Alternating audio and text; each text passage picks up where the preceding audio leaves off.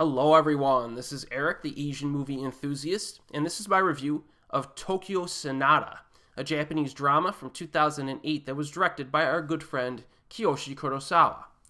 So a man conceals his unemployment from his wife and two sons, who have their own secrets to hide. So that's the basic premise here. Now, I recently covered the Toshiaki Toyota film Hanging Garden, which was also a Japanese drama that focused on a dysfunctional family who kept secrets from one another. However, Tokyo Sonata has a different feel to it because Kiyoshi Kurosawa is the director. And these directors are quite different if you've seen their films. Now, if you're familiar with Kiyoshi's horror films, like Pulse and stuff like that, he has a very distinct directing style.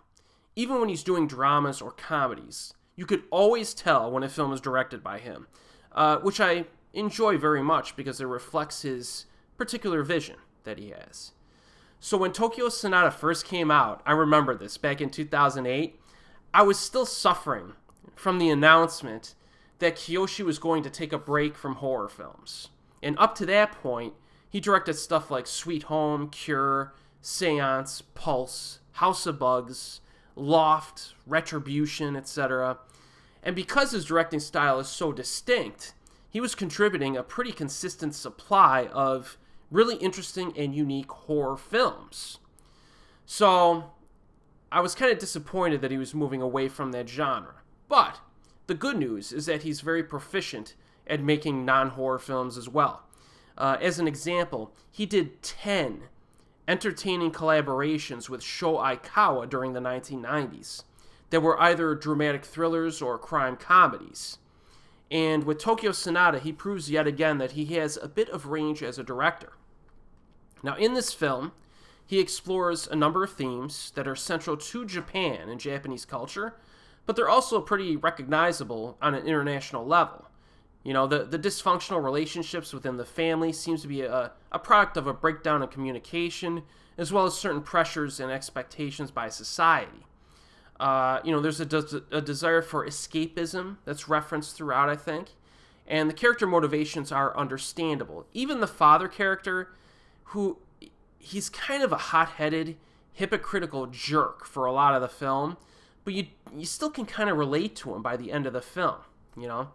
And the interesting thing about the father dynamic, he's a salaryman who loses his job, and there are many other salarymen that are shown in the film that are in the same situation. They're hanging around parks or libraries or whatever, and they're lying to their families that they're still employed.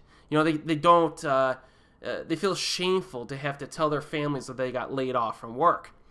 In fact, our protagonist befriends one of these other guys, and I enjoyed their scenes together. So it's a pretty cool dynamic in this film. You don't really see that too much in movies, that particular situation. And this has a great cast. You get Teruyuki Kagawa, who's a fantastic actor, been in a bunch of stuff. Kyoko Koizumi, who was also in Hanging Garden, which I reviewed recently. So she was in both of these films. Acting is very good. And as an added bonus, we get a pretty interesting surprise appearance by a big-name Japanese actor midway through the film. When I first saw this years ago, I did not know that this actor was going to be in the film. So I'm not going to tell you who it is. Just don't even look at the cast before you watch it. But you'll recognize this person. But yeah, I think Tokyo Sonata, it turned out to be like a big critical hit. Very highly acclaimed film. And I think that it's a very well-made Japanese drama.